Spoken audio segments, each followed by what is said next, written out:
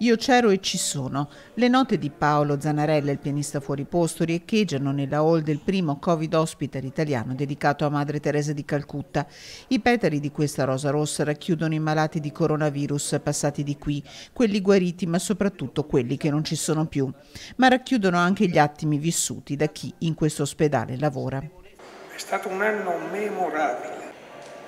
Quell'anno che è cominciato per noi non il 1° gennaio, ma quel venerdì 21 febbraio 2020. Sfilano medici e infermieri, operatori, sociosanitari, volontari della protezione civile, il cappellano dell'ospedale Don Marco Galante, ognuno una storia da raccontare, ognuno una vita prima e dopo le 15:45 di venerdì 21 febbraio 2020, come quella degli operatori del pronto soccorso che avrebbero dovuto portare a Padova Adriano Trevisan, la prima vittima europea del virus, un'ambulanza mai partita. Nei loro occhi c'era paura e una richiesta di aiuto. Perché io?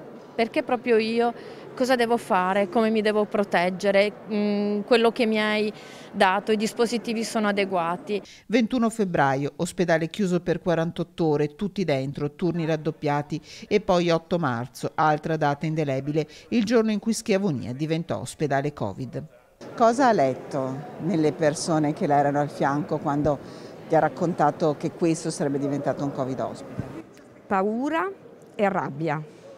La paura perché comunque ci saremmo trovati ad affrontare un virus che già spaventava di per sé, ma non era il nostro lavoro.